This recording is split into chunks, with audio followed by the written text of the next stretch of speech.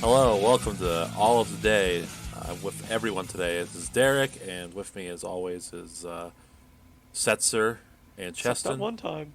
Except for that one time, that's right. Everyone is here. Yes, that's right. Solid Snake is back. Can you believe it? It's all of the day ultimate, just like it was last week. I thought I had a lot of cardboard boxes in my storage. David Hayter's chiming in on the podcast. Hey, did you know I wrote Watchmen? Last of Us, huh? No. Well, what have you boys been playing this week? Well, for me, I haven't had a whole lot of time again this week, Oh my but I god. did get a few rounds of Risk of Rain 2 in. How do Now you that it's like had it? its 1.0 release. I love this game. I think this game's great. I did not like the first game because it's 2D, but the sequel is 3D, and I love it. Give me the elevator pitch on Risk of Rain. I see it brought up a lot, especially as it pertains to Switch indies, Swindies, or Nindies, if you will. So Nintendo's. tell me what it's about. Nintendies, I like that. Chicken Nintendies? What's going on with Risk of Rain? Does it ever rain, or is it just a risk? Yeah, it does rain actually. In like one level, I believe. But Wow. the core concept, it's pretty much your standard roguelike game. You go through a level, you collect random items, you beat a boss, you go to the next level, do the same thing. The more time you spend, the harder the game gets, the more powerful the enemies get.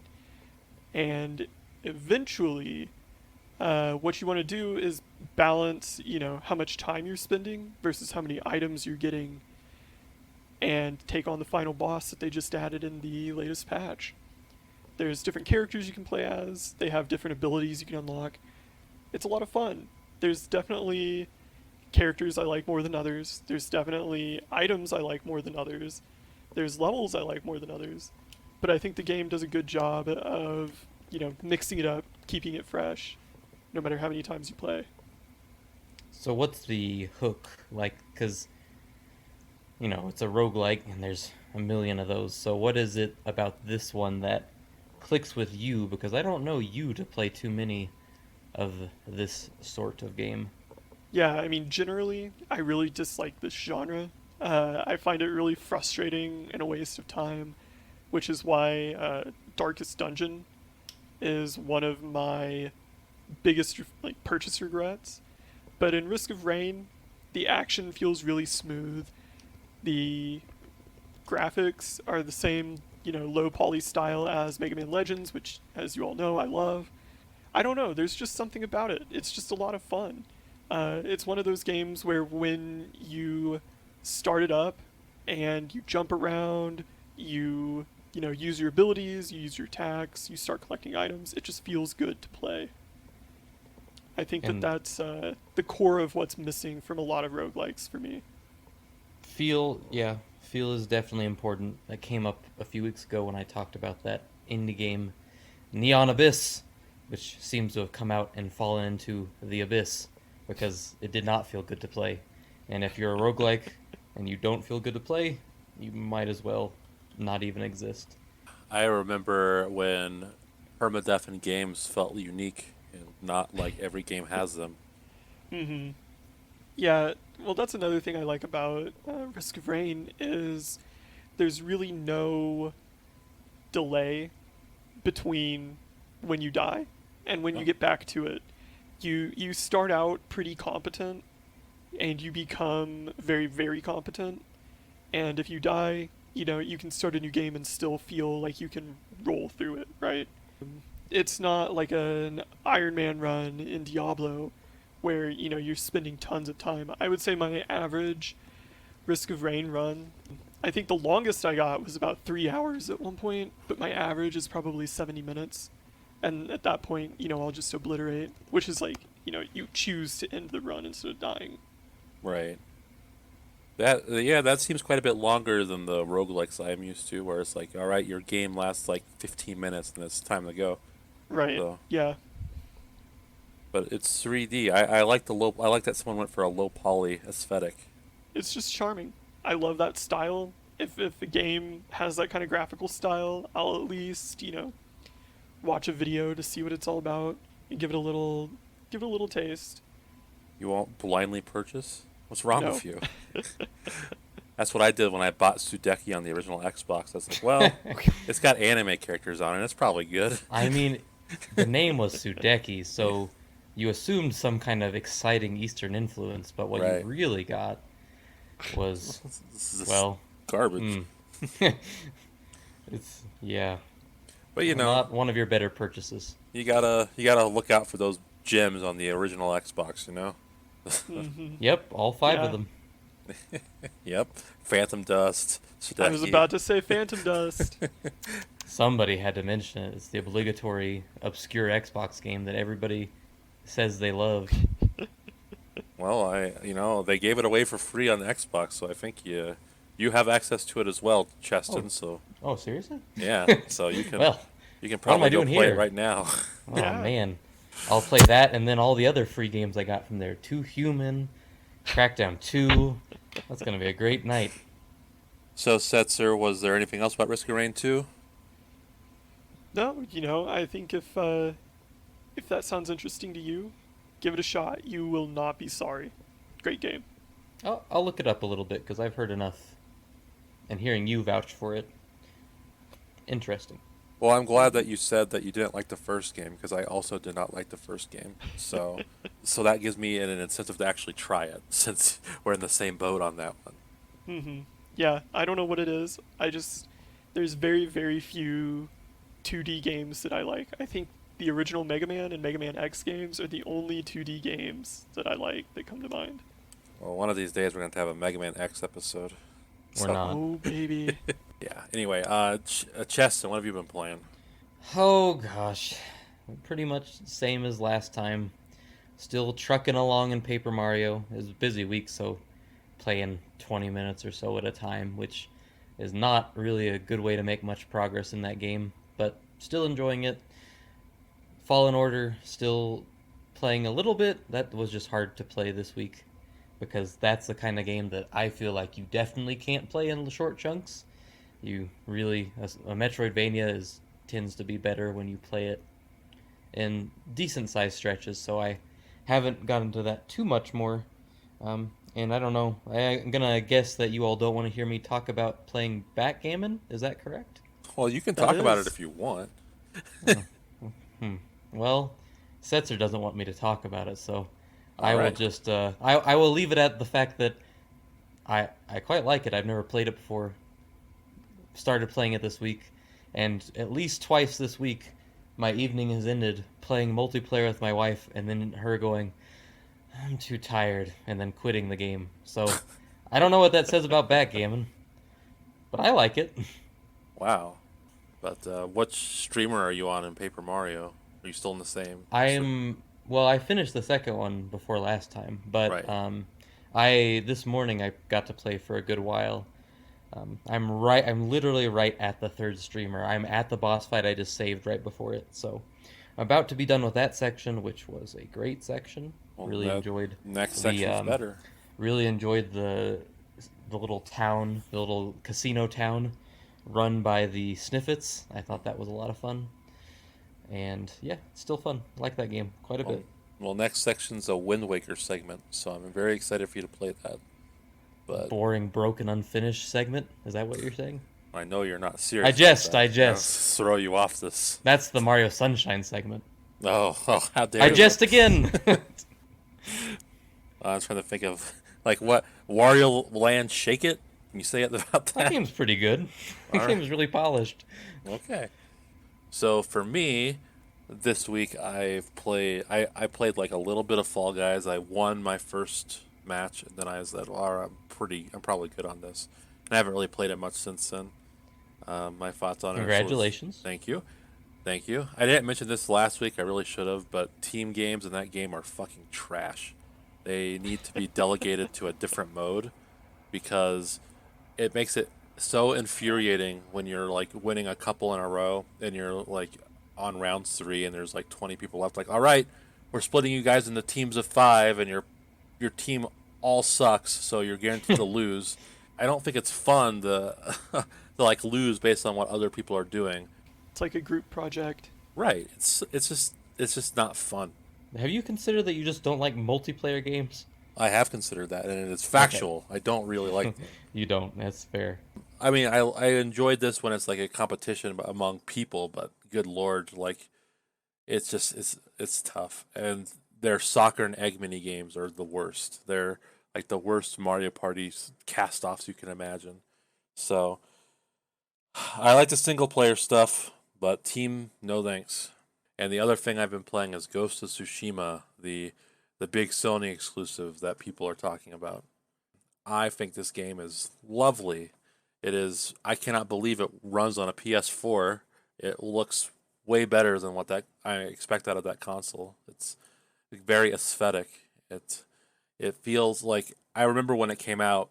I think me and Setzer briefly mentioned that it was like a movie game. We thought it would be like just a boring like what's that one something 1668 The Order. Uncharted?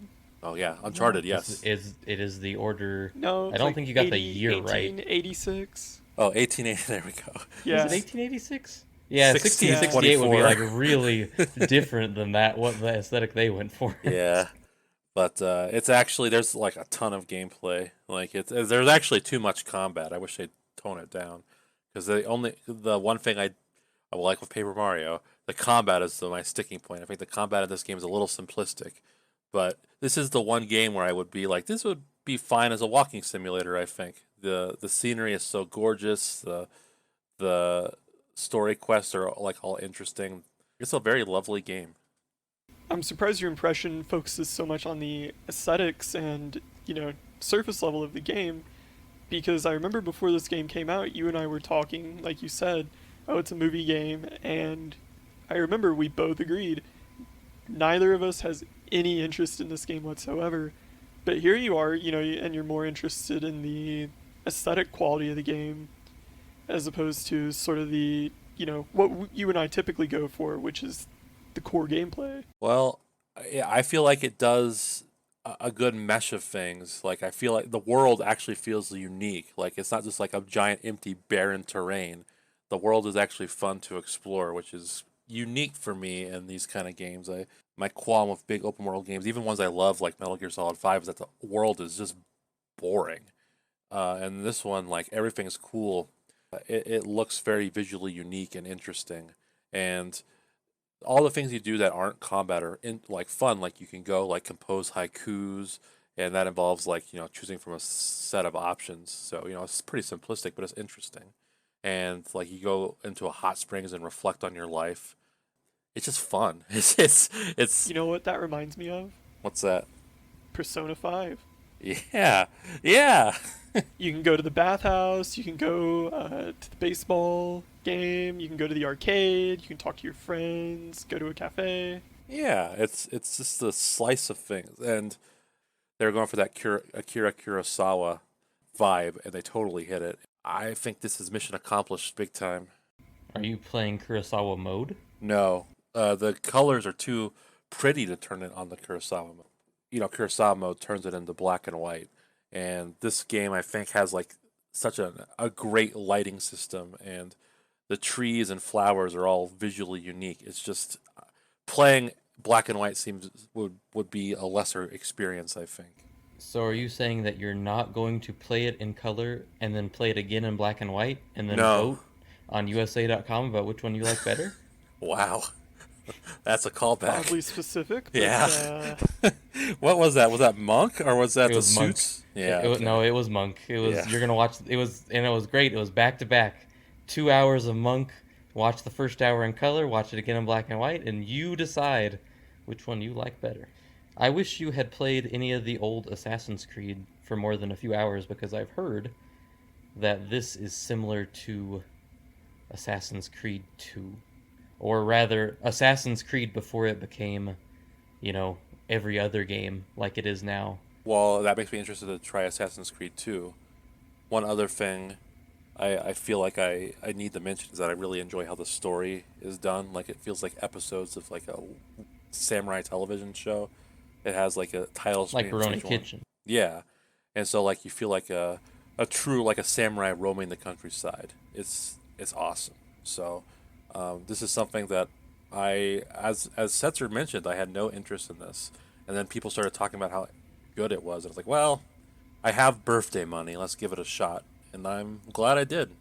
I'm glad you liked it. I thought you would. I was a little worried because it is, what they call a map game, Yes. where you do lots of stuff and you fight lots of guys. But I'm glad to hear that everything else won you over. Well, I'm definitely getting tired of fighting a lot of guys. The combat is simplistic, but Yeah, I think that is also a holdover from Assassin's Creed. I'm interested in the world, so I can put up with it, and I think I'm relatively close to the end, so I'm digging it. I might have to give it a shot myself. I need to dust off my PS4. Well, yeah, I was gonna say your PS4 has played all of like 3 games in the past year, so or 5 years even. Who knows? So, Yeah, I got it in 2016. I got Dishonored 2 and Bloodborne, Titanfall 2, Monster Hunter World, and you got me the Mega Man collection a couple years ago, which I enjoyed. yeah, And I think those are the only games I've played on my PS4. nice. Oh, P5. Can't forget that. Oh, of course, that's a classic. If people thought this week's what we've been playing has been dry, then they should know that next week is a big one because I don't know if either of you are paying attention to the calendar, but I'm pretty sure Battletoads comes out on Tuesday, or Oh, Thursday, rather. boy. Oh my Yep. god, Battletoads. All right, I can Derek? bitch about it. I'm excited. Derek, are we playing Battletoads this weekend? Yeah, absolutely. Okay. I need Setzer? to- You're going to play Battletoads with us? I don't know if it's crossplay, but I cross my fingers. Probably not, honestly. You know I don't like 2D games. I think my feeling after this game will be that I don't like 2D games anymore. I think my feeling will be I don't like video games, given how this shit looks. I'm done with this. Setzer needs a Z-axis before he gets out of bed. Like, ugh, no thanks. I need to do something more fulfilling, like play Magic the Gathering. Ugh. So I think that'll cover it for what we've been playing this week. Setzer, where do you want to get us started on the news? Do you even have to ask? As is tradition, we're gonna start with the Xbox Family Circus. Halo Infinite delayed to 2021. Oh no! I know. And like immediately after they announced the delay, news.xbox.com posts Xbox Series X launches this November with thousands of games spanning 4 generations because they have no games to reel you in on this one. I had a conversation with Cheston earlier in the week about how launch lineups are meaningless, considering like you look at the PS4 launch lineup and it was barren. I think the best game on there was Assassin's Creed 4. The two exclusives were Knack and Killzone, Yeah.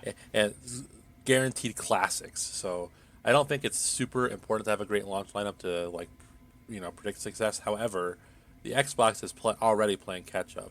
Yeah. People are exactly. going, yeah. So you want as many reasons to get people to purchase your console right away, so you can make up some ground or get off to a strong start. Because if you remember, what made the PlayStation start out strong was the Xbox had completely blundered their E3 with their, you can't play used games and you got to check in online every 24 hours. And we have an old console for you if you don't have the internet. It's called the Xbox 360.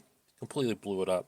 So they got the gate strong. So I think if the Xbox had a strong start, maybe the tides could have changed this generation. But at 600 USD at launch with no exclusives that are worth playing, and as much as I love Yakuza, the people that play that game, they're not going to buy Xboxes. I'm sorry, they're PlayStation people. So this is bad, I think, for Microsoft. You mentioned the $600 figure. Would you care to discuss how that was revealed? It hasn't been revealed, has it? Or was it part of the leak with the Series S?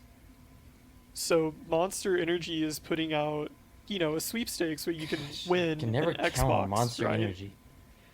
And the value is 120,000 US dollars, Oh, right. and 200 people will win it. So if you divide 120,000 by 200, you get a retail price of $600 for the Xbox prize. Well, that's people putting their math to use, or they're lying. There's always that the basic possibility. division. Well, I would say some that's like compared to most of the like ARGs on the internet, this is like, oh, you just divide. Oh, listen, huh. listen, pal. I don't even know my times tables over here, so So we'll see if, that's an accurate price, but man alive, if it is, that's a 600 bucks.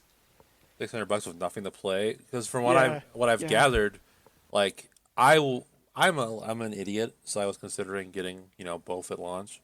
But from what I see, there's really since there's no expanded backwards compatibility, and the Xbox One X already upgrades backwards compatible games to 4K if possible.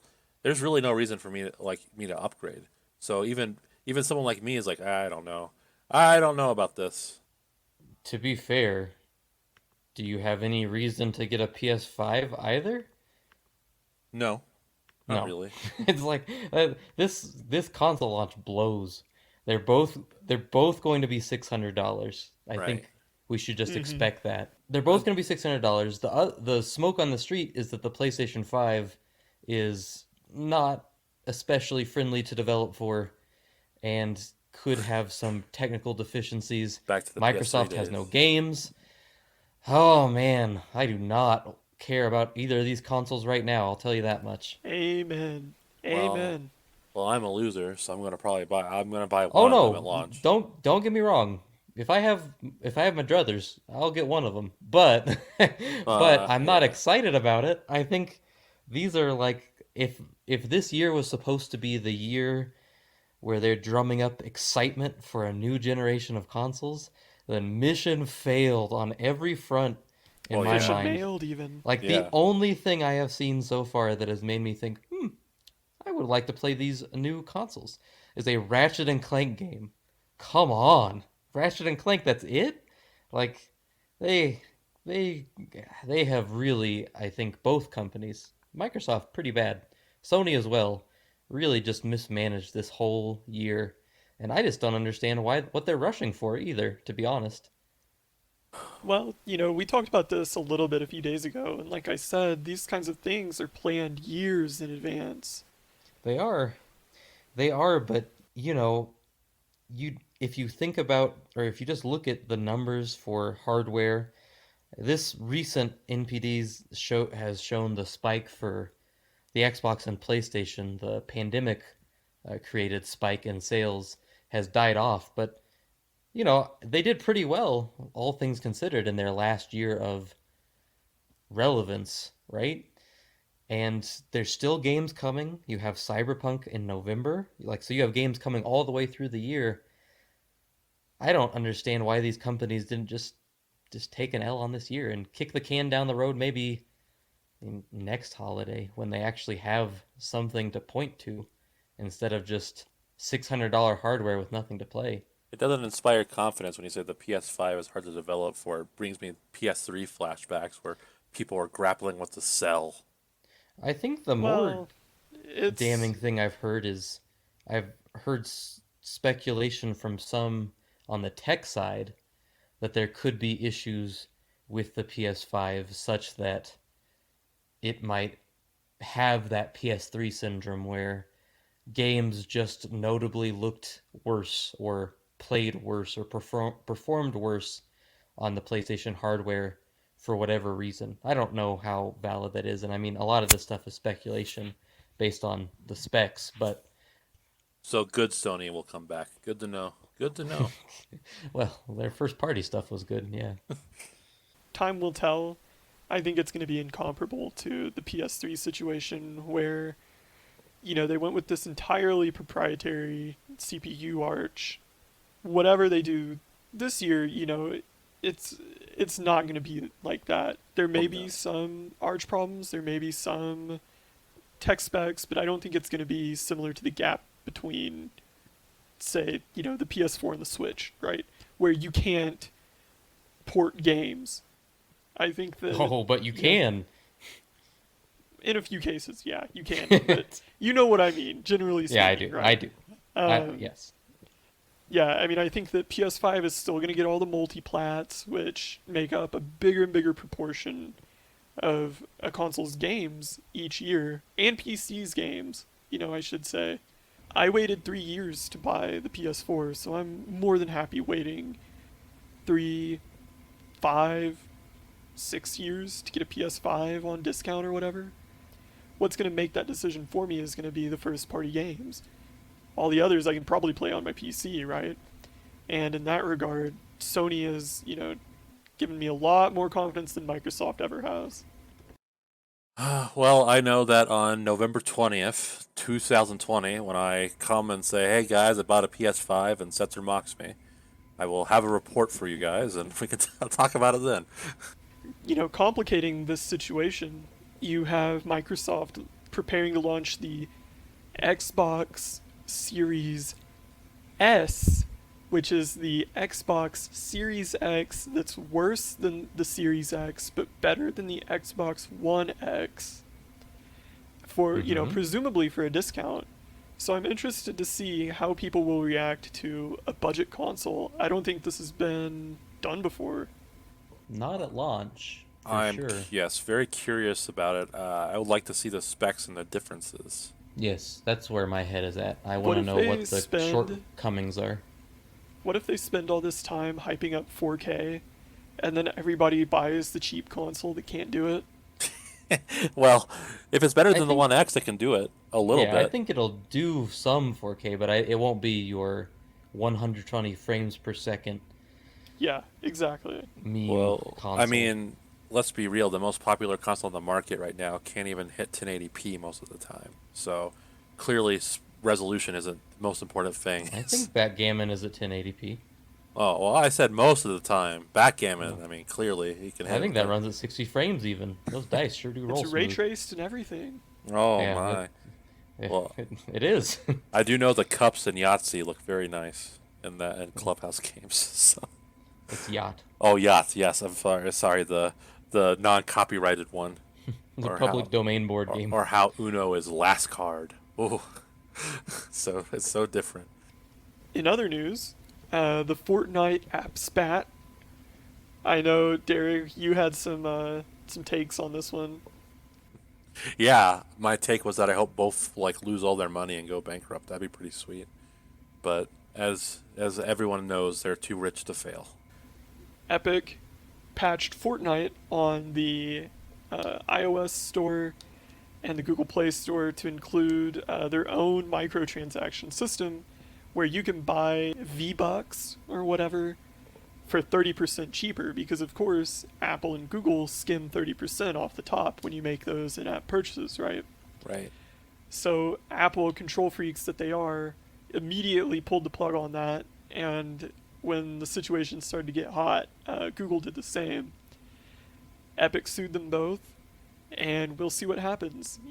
I think this is an interesting one. I think this is going to be a really interesting case to follow. So only time will tell. But hey, maybe this will be the end of the obsessive walled garden being the standard accepted practice for devices. Well, it's a big story when my newspaper is covering it. I had to ran a couple stories this week on Epic and Apple, and I was like, wow, I can't believe it. Here we go. Apple's need to babysit its consumers is obnoxious at best, and it needs to end. And not to be a Google shill, but at least on Android devices, you're able to download APKs and run your own apps. You don't need to jailbreak your phone in order to actually use it. Now, granted, the phone will warn you over and over again if you're installing an app from an outside source, oh, this is dangerous, you shouldn't do it. You go to the Play Store, but you can still do it. So I at least like that. But yeah, I hope this where we need a company to tell us what is okay to purchase or all the purchases going through them. I hope that ends. Yeah, for sure. I think that any claim to legitimacy that Apple may have once had for, protecting their users and controlling the platform, I think that went out the window with the Hong Kong incident where, it's pretty clear that they have a very specific agenda, which is to make the most money, and they're going to make the decisions that make the most money, regardless of, any sort of moral high ground they might be pretending to claim. Can we talk about 1980 Fortnite? Yes, absolutely. Go ahead. Man, it's real stupid, huh? I Yeah, wanted to gag when I saw that. I that's so couldn't embarrassing. believe My least that. favorite thing about Epic, and there's quite a few things I'm not a big fan of, is every time they get in hot water, no matter what the case is, I think it's their CEO, Tim Sweeney. Is that their CEO? Hmm. He kind of comes out on Twitter and just immediately starts to backpedal and try to make them look like, sweet angels. And this was, not a different case at all. And you know that this was like one of the most calculated moves you could possibly make Well, sure. because they knew that Apple was in hot water, that Apple was already involved in some antitrust cases. So they were thinking, oh, how could we make this work for us at up here at old peaceful, good old Epic Mega Games, and then they took care of business, and now they've got their kid militia going hunting down Apple and trying to enact mob justice. It's quite the sight. They show their propaganda video in Fortnite where you can watch the 1984 style thing with the lady holding the unicorn stick or whatever. It's so embarrassing. It Yeah, was tacky when Apple did it. It's tacky now. I think the real kicker is that definitely propagandizing in at least some sense by showing this film that mocks the idea of propaganda. It's just absurd and stupid. I think someone thought it was clever or funny at the very least, but it's cringe for lack of a better term. No, and they had is it ready extremely. immediately, so that's how you know it was so calculated. There's like not a gap at all between Fortnite being removed from the App Store and this just heinously dumb tweet going out. They were waiting for their chance. We don't want to give them 30% anymore, damn it. As Derek said, I hope they both go down in this case in a rare double whammy decision. Yes, exactly. But It if I had to pick one, I'm going with Epic on this one. you're siding with That Epic or you're hurts. That hurts. But I agree. But it well, yeah. hurts. Yeah, I agree. Epic is in the right here. I mean, if you're picking who's in the right. Oh, but I don't like them. Well, I don't like them either. But sometimes you got to go with the lesser of two evils. Oh, Sorry, I know you're an iPhone man. I know that your blue text Resident Apple bubbles. shill. listen, Yeah. man. I'm just salty about xCloud, so Oh yeah. Apple deserves it. That's another case of them wanting to babysit you. They can't review every single game on the xCloud. They have Netflix on iPhone. I don't understand how xCloud is really that different. In fact, I think I can see quite a bit of worse things on the Netflix compared to what I can see on xCloud. Are you suggesting they're not watching every single movie on there and making sure it's appropriate for their platform? Well, you're probably right. They have how many times have they had to watch What's Eating Gilbert Grape? Those poor guys. Like, at oh, Apple. Leonardo DiCaprio got to start here. It's a classic, fellas. With the xCloud thing, maybe if Microsoft paid a little bit of money to Apple, they could get around it, huh? I'm sure that's how it works. That or, Netflix has become a cultural cornerstone, so they have a little more clout to force their way onto the Apple Store. I mean, it's gotten to the point where, the platform is totally controlled, and the platform you go with and the subscriptions you have, even if it's not directly related to the game, is affecting your experience playing the game now. We talked a little bit about Avengers last week. Now they're coming out with exclusive DLC for Verizon customers, for people who buy Intel CPUs. I mean, come on, what is going on? Well, Verizon customers assemble on your Xbox One and PlayStation 4 this fall with special gear. oh man, Special red shorts for Hulk, perhaps? they're red, so they're better. Thor says, "Can you hear me now?" And it's really funny. Oh, was that Verizon? Yeah, it was, wasn't it? Back It in was the day. Verizon. Yeah, sure was. I forgot that guy went Trader and went to Sprint. He crossed Yeah. the line. Like a real man. Yeah. Well, fellas, as a member of the largest nationwide network, I think I'm safe on this one. I think I Yeah. can get my free red and black Wolverine or Captain Have they America. come out and then said what you get for these providers? I don't think so. I think it's just vaguely. You'll get something. Eventually. You know, you can't have exclusive games on your consoles, but you can have exclusive skins for Captain America. He can look really cool and dapper, The assuming you've game got isn't the right. exclusive, the skins are. Yes, exactly. Is this more shameful than buying Cheez-Its just to get Overwatch loot boxes? Yes. Okay. If someone switched phone services to get like a new Avengers skin, that is way more pathetic. Do you think they'll advertise this on the radio like they do? Because, I think Verizon gives you Disney Plus, a $7 value for your subscription. So are they going to start touting this too? Well, I believe this game has been in development for ages, so I think they need to make sure they get as much word out as they can. So I think we're gonna be like berated with all sorts of advertising for this shit. So yes, you will hear that on the radio. You listen to the radio? Well, I some do. of us drive cars. Don't have to use Drive to work. Android Auto or something? No. Just I get that listen to- 3.5 millimeter cassette like I used to I listen use? to talk radio. Cheston has Really? Apple has to pay $9.99 plus tip to use Bluetooth, so he just Oh, that is not true. I can use Bluetooth. For a How fee. dare you? Yes. It's only $4.99. But this news is beyond. It's awful.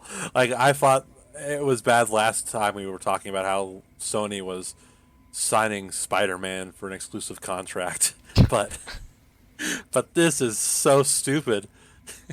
Yeah, this game blows. I hate everything about it.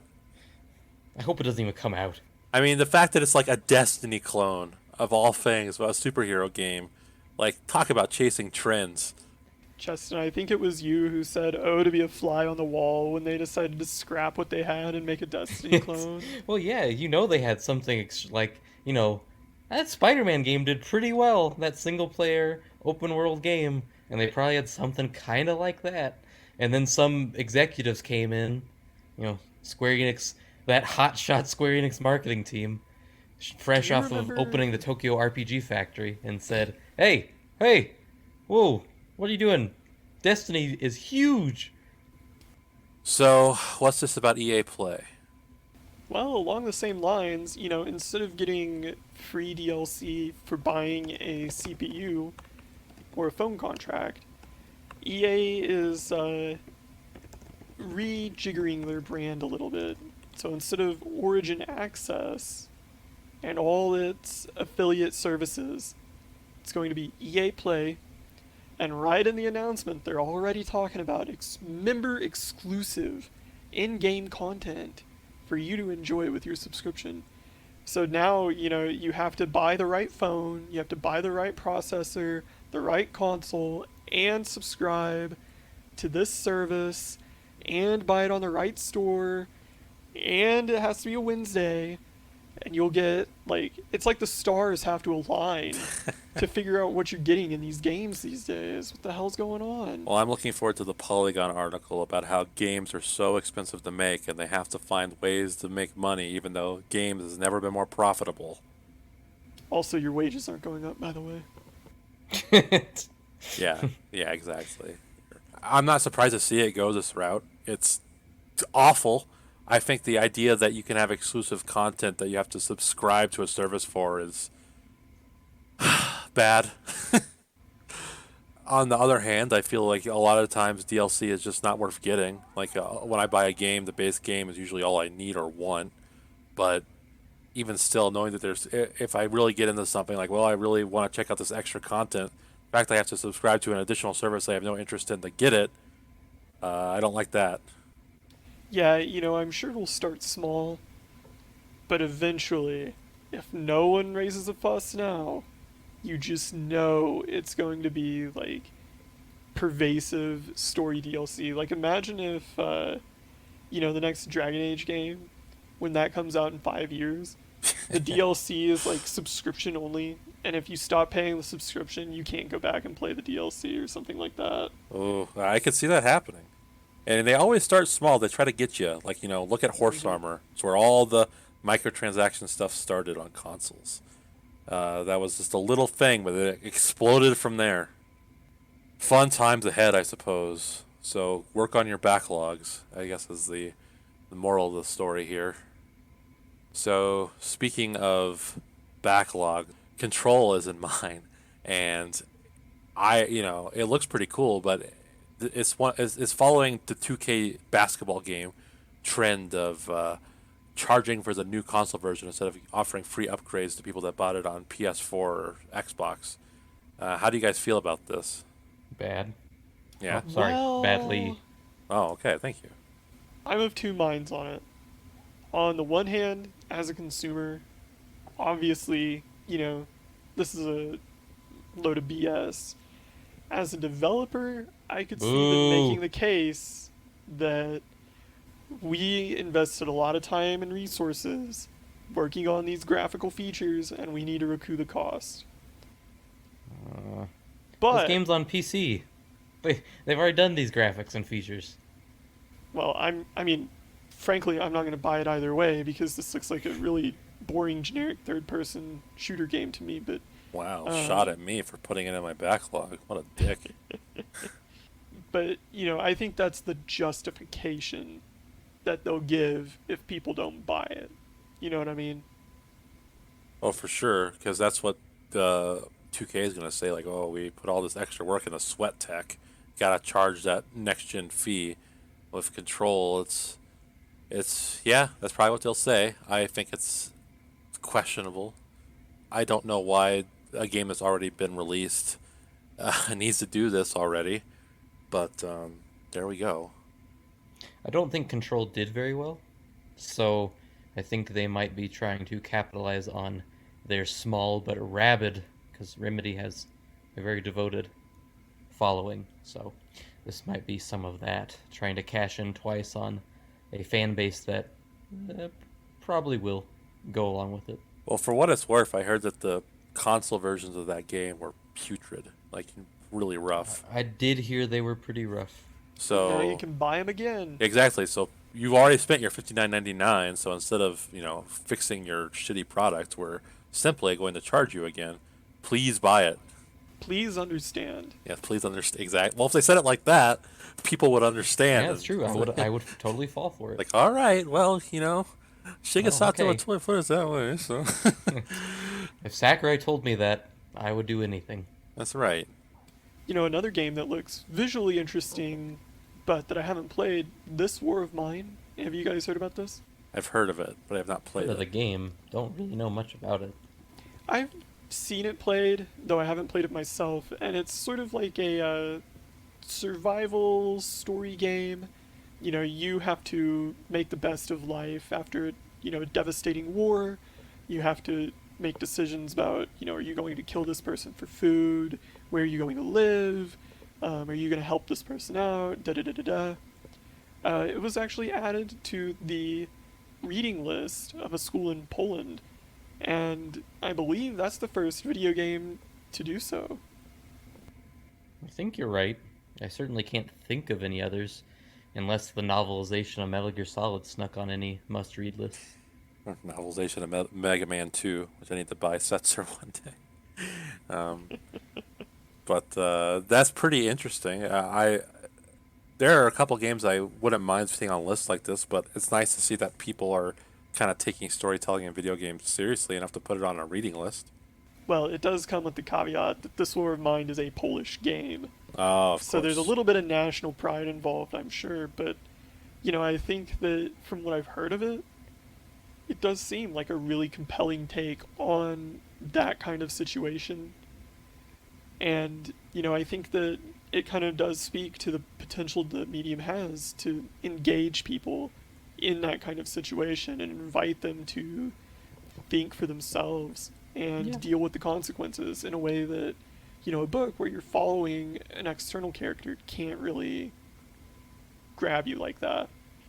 Right. Yeah, I think there's a lot of games that have obvious educational implications, like Minecraft, Kerbal Space Program, things like that. So it is kind of nice to see a game that is being recognized in an academic setting, but is also, not for its obvious mechanical and obvious educational benefit, but for artistic merit as well. Hmm. I see. Yeah. I wonder if we'll see more games recognized in that way in the future. Maybe 20 years from now. Papers, Please is the only one that really comes to my mind at the moment. I think it's not similar to this at all, but that's a game where it's pretty low profile, which I think any educational game would have to be, or any game used in an academic setting would have to be, because you have to consider the technology of people at home. But that's one where I could see engaging in a lot of critical discussion around that. Unless you're playing the iOS version where Apple has made it so you can't have the nudie bits. Of course. Well, they got to babysit you.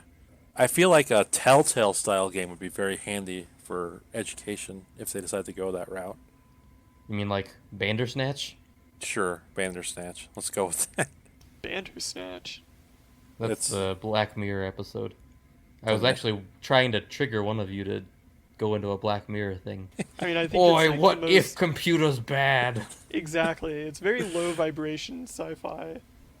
what if the technological age had repercussions we couldn't possibly saw coming? Oh my god. What if your knees had Wi-Fi?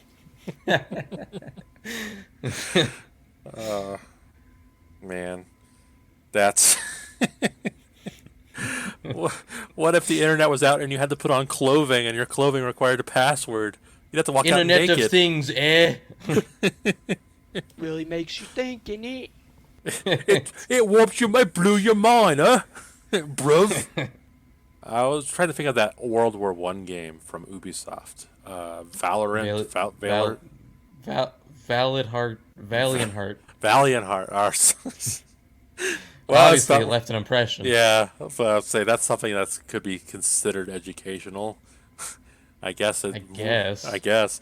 Well, it's either mean- that or bring Mario is Missing back.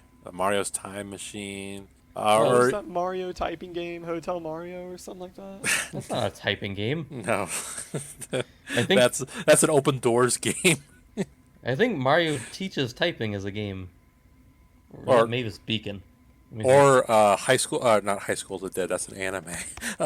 Yes, type- Mario Teaches Typing is a game. Typing of the Dead also is could be used for In stuff like that. fact, you can play it online right now. Mario Teaches Typing. Mm-hmm. Well, you can open up MS Paint and have the best Mario Paint ROM on the It's internet. on archive.org. Oh, really? Mm-hmm. I do like freezies. It's by Interplay.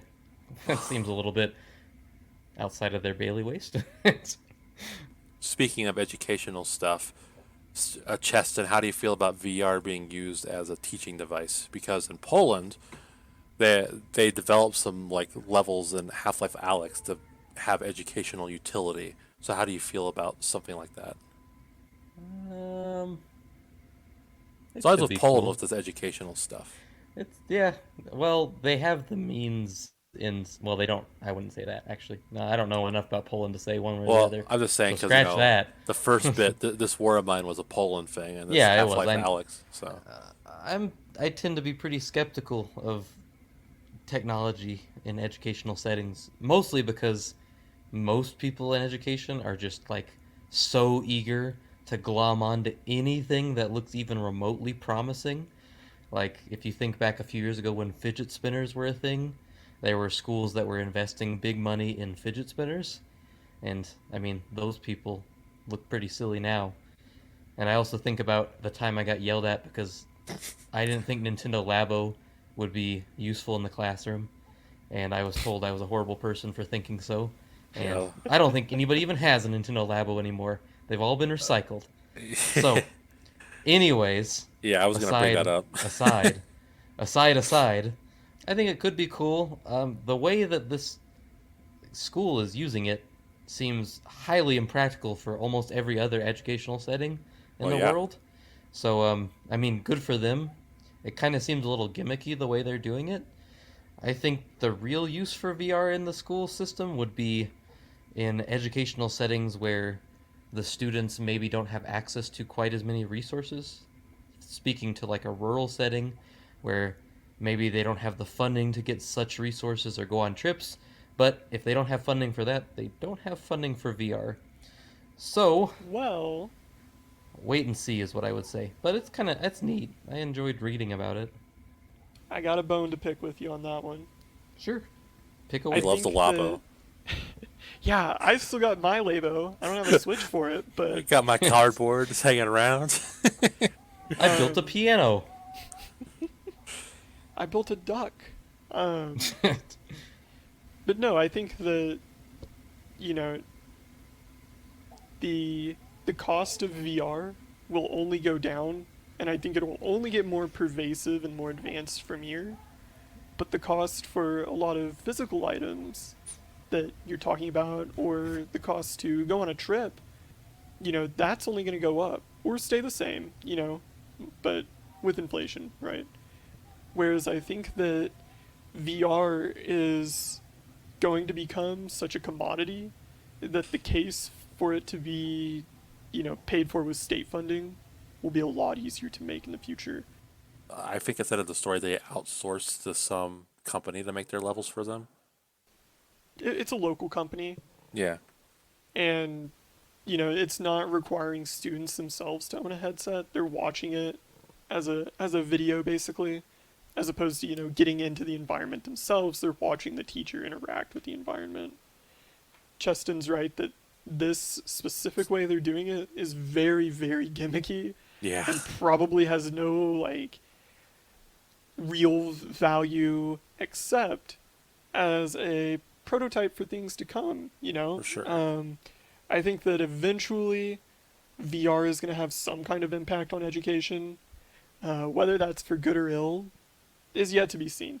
I think that, smartphones have definitely had an impact on education. Right. I I think the point about affordability is true, and I think probably if you looked back, oh gosh, a decade or two ago, something like a computer lab in a school, it was such a novelty. But the idea that you would have a computer for each kid was laughable. And now you have several schools where, they're cheap, they're Chromebooks, but you do have entire student bodies that all are connected. So a Mm-hmm. future where VR is affordable enough such that you do have, whole classroom sets, yeah, it's not totally out of the question. And that could certainly be interesting. I will say, for my part, I do work somewhere that has a full VR set for it's Google Expeditions. Are you familiar, Setzer? I'm not. Okay, so it's a little chintzy, but it is Google's VR, and Expeditions is just their app that basically functions a little bit like a field trip. So you will put on the headset, and the teacher, or whoever the leader is, will have another tablet or a phone, and they'll be tapping on things for you to like look at. And when you tap on things, it'll pop up information, or you can switch around the scene, and you know you can make notes on things. It's kind of a neat application of VR that's currently in schools, but that in itself was quite pricey from what I understand. So it's going to be a while, but perhaps one day it could be something that makes a real impact. Only time will tell. Exactly, exactly. I think, like I've said before, I don't like to try and give predictions more than 5 years out, but just the way VR is headed, I could see it becoming, more useful outside of just a video game context. And I think that, last week we kind of talked about how we're all waiting for the big VR game that AAA publishers can copy and recycle over and over and over. I think that other industries are kind of keeping an eye on VR and kind of wondering, what can we use this for? Are you guys familiar with Microsoft HoloLens? Yes. Of course, they used it to play Minecraft one time. Have you seen their video about how you can use it on the job? No. I have not. Okay, Can you play Minecraft on the job? I doubt that, but it it's like augmented reality through this VR headset, and they give the example of like assembling a motor engine or something like that, and it's showing the new employee, the trainee. Okay, here's where you put the wrench, turn it this many degrees. Okay, now grab this tool, and the instructions are like flying through the air in front of their face, and it's got like visual aids to show them exactly what to do, and it's got all sorts of, metrics tracking, and it's tracking like how long it takes the employee to find this tool, and that goes to the manager, and the manager can talk to the floor supervisor and say like, our employees are wasting tons of time looking for tools in the toolbox, we need a better system for that. So I think that pretty much every industry right now is kind of looking at how VR can be used to improve their work, right? Their service, their product, their assembly line. Education is not immune to that.